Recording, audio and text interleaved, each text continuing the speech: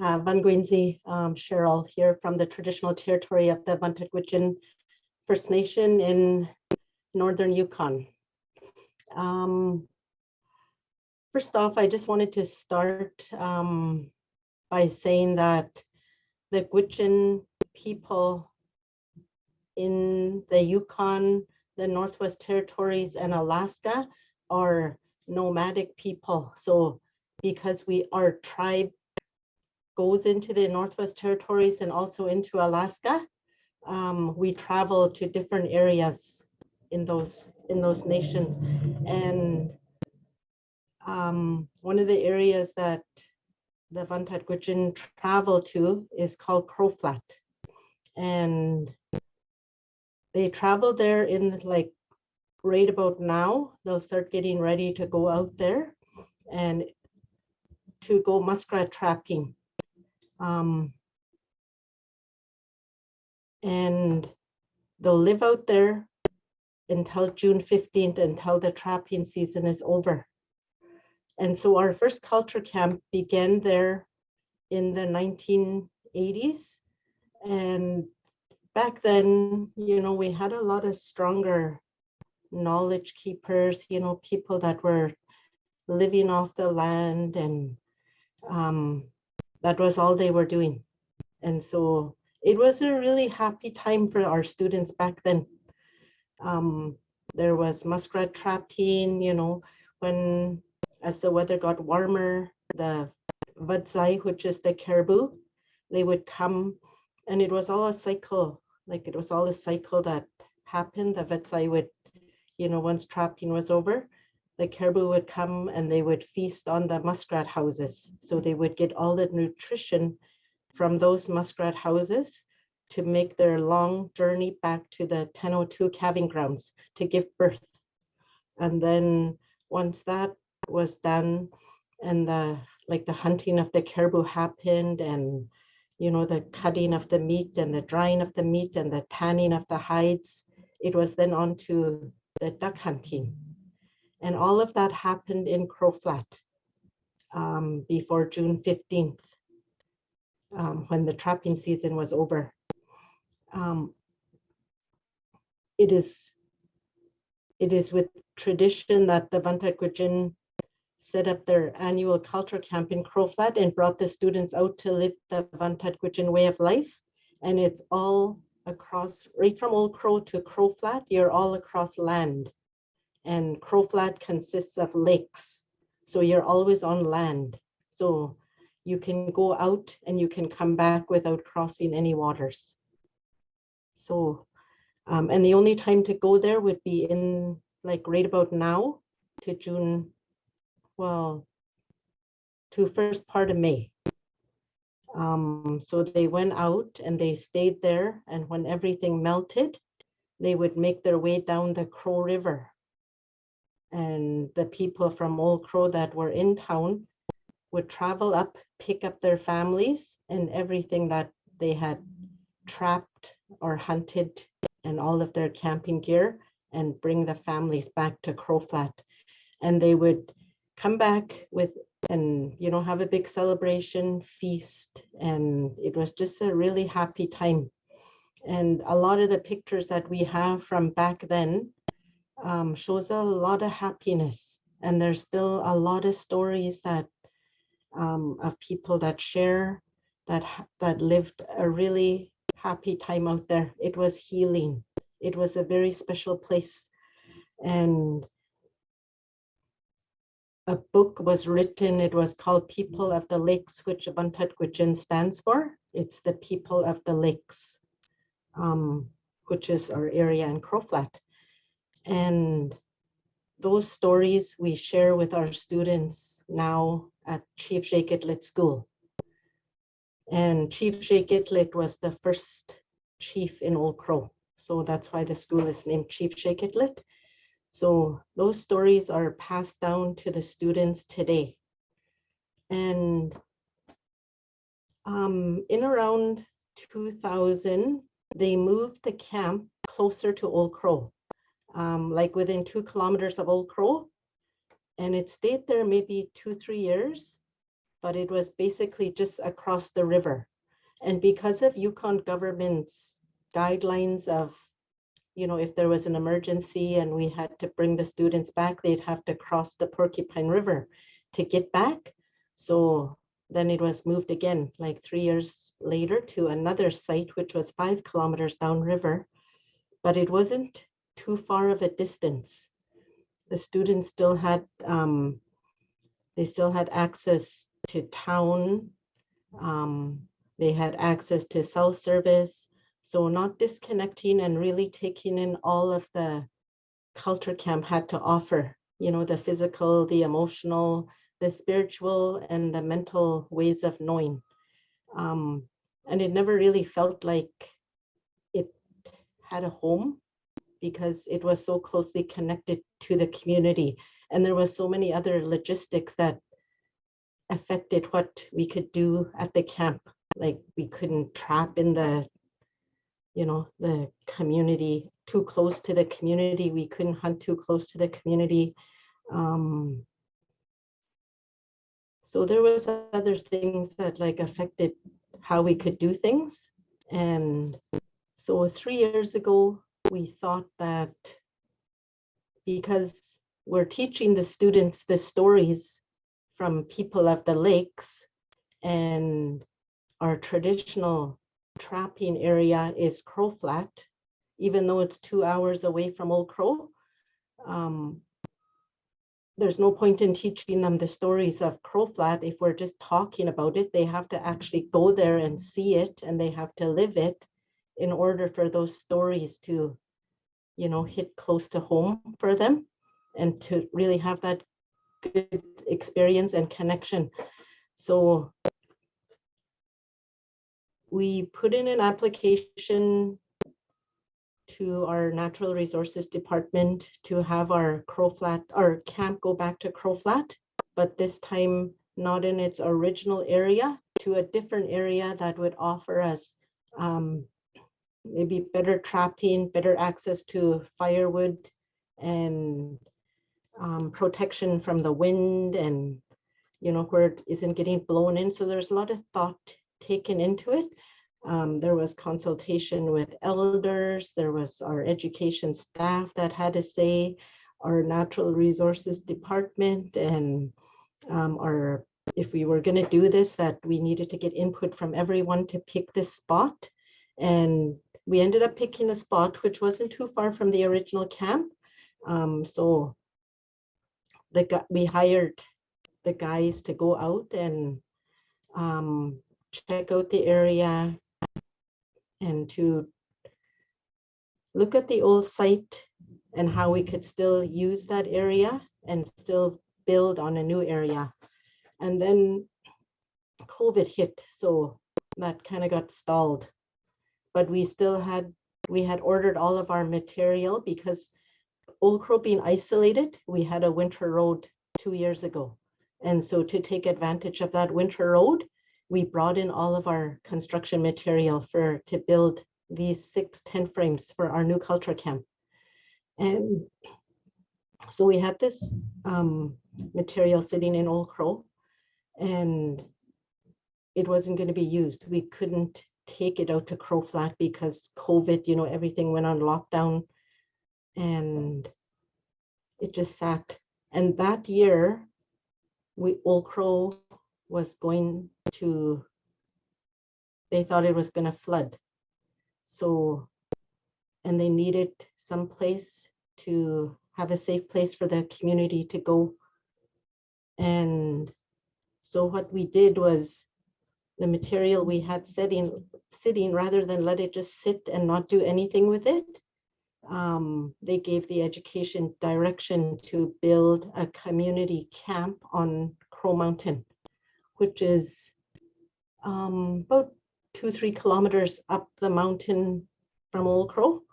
And then it would provide a safe place for the community to go in case there was a flood. And then we are able to host community camps. The students can still go out and get out on the land, and then the community and the students can still do sort of a culture camp. And we've since had like our general assemblies there.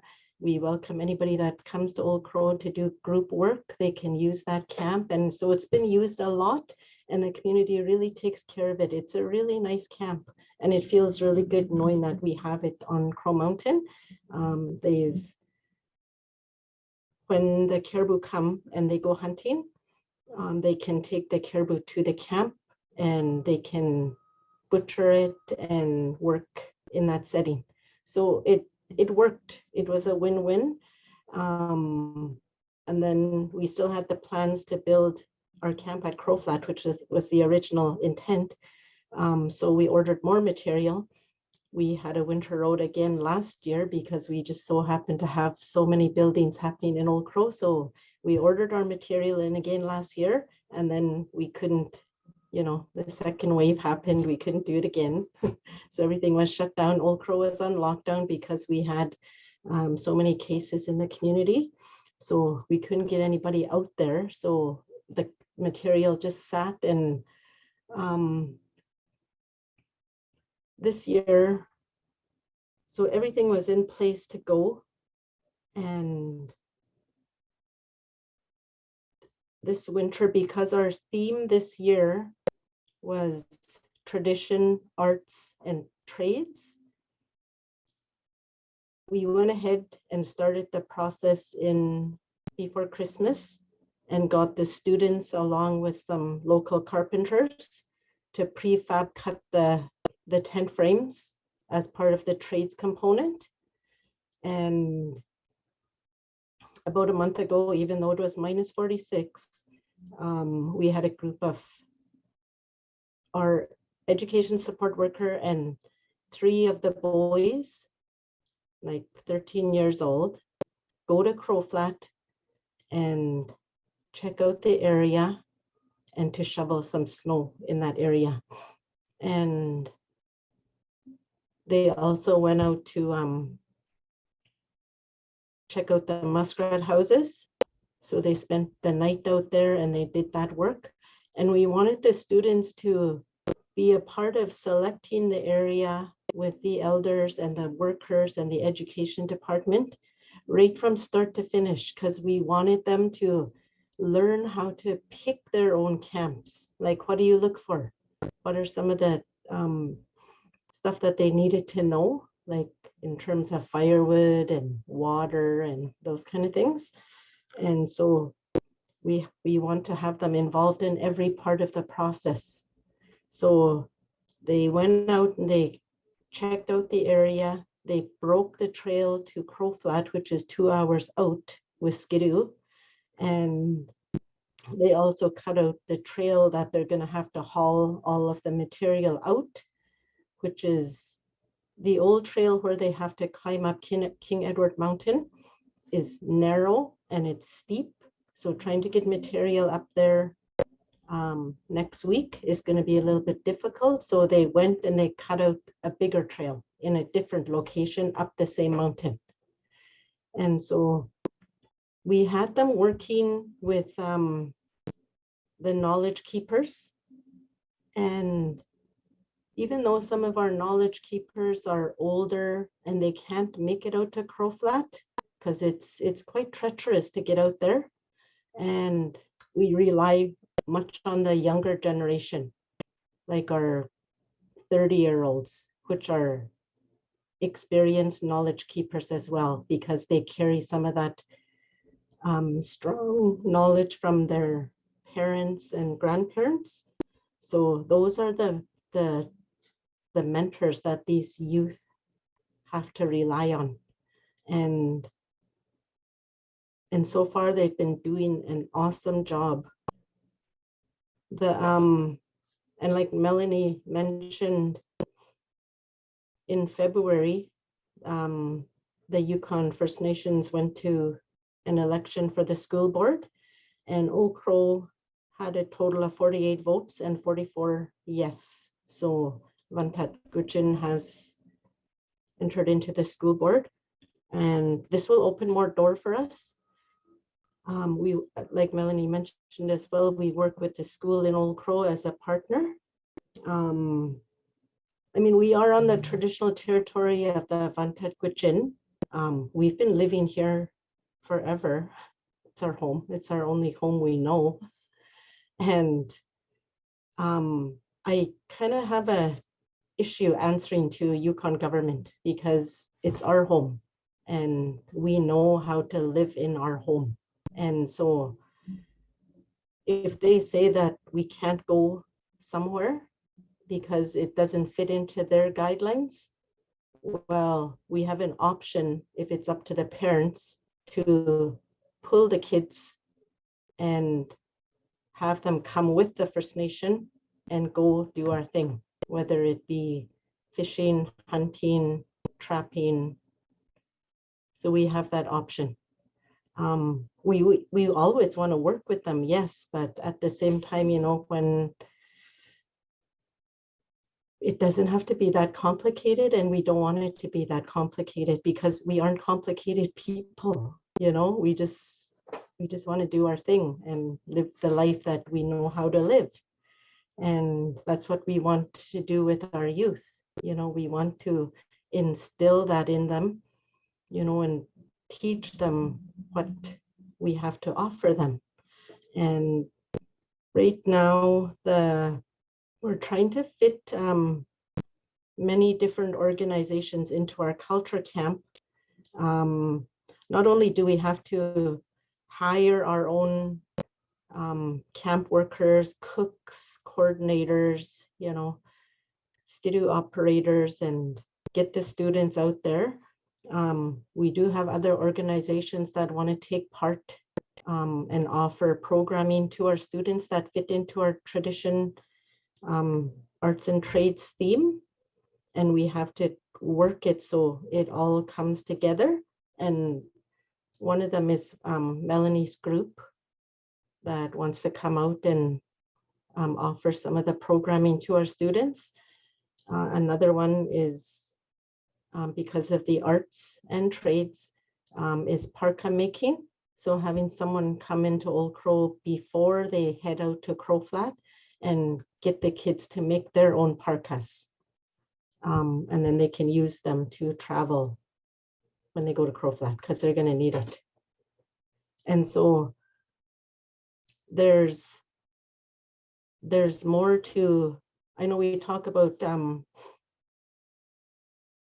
not including the culture or putting it on the side because they want more math and English, but there is math and English that's in part of the culture camp too. You know, it's like, how many hours does it take to go to the culture camp? You know, how much food do we need for 4 people? How much gas do we need? You know, those kind of things are also included in math, which is important because that's what they're going to know to live if they're going to continue to live in Old Crow. Those are the kind of the information that they're going to need to know, which is part of math and English. So it's just moving it over to our way of knowing. So yeah, and then once they're done in Crow Flat, like I say, the families would go up and pick them up and bring them back to Old Crow. And then, you know, they would meet with their families and have a celebration, get together, regroup, and then make their way to their fish camps on the Chodenjik, which is the Porcupine River. And then it's fishing season. So it's never really a community. We're never really, I mean, even though we're from Old Crow, because we're nomadic, we're never really supposed to be in one location. I think that's why we always feel so stuck in one place, because we're never meant to be as traditional First Nation people to be in one area, because we travel with the seasons, right? So this year at our General Assembly, which makes me so happy, the community passed a resolution that wanted the community to move back to Crow Flats, which just reinforced our need to go back there as well. And we are an isolated community. It's when you're out on the land, it's just, you're just there, you're at peace. You know, you can think, you just get grounded, and you can really think about refocus yourself. And a lot of what's important to you it comes out. I wouldn't, and I have to acknowledge, like my dad, being the traditional guy that he is. I mean, he's 87 years old and he's still out there doing, you know, a work of a 40-year-old, you know, and his teachings and what he taught me at an early age. And that's why I have so much hope and I guess faith in the younger generation, because I know what they carry. And all of the other family that was involved in the teachings when I was growing up. And a lot of us still hold that. It's just extracting it. I think the ultimate goal here as well was to, because we are in, I guess, a crisis situation, and to help the community as well. If we had the camp out in Crow Flat, and we are kind of like the first camp that many families have family camps in Crow Flats. And because we're the first camp that they meet 2 hours out, it gives them encouragement to go back to their traditional family camps. So it also helps with the community crisis situation that we're in, is to encourage people to go back to their traditional camping area at Crow Flat. Good, thank you.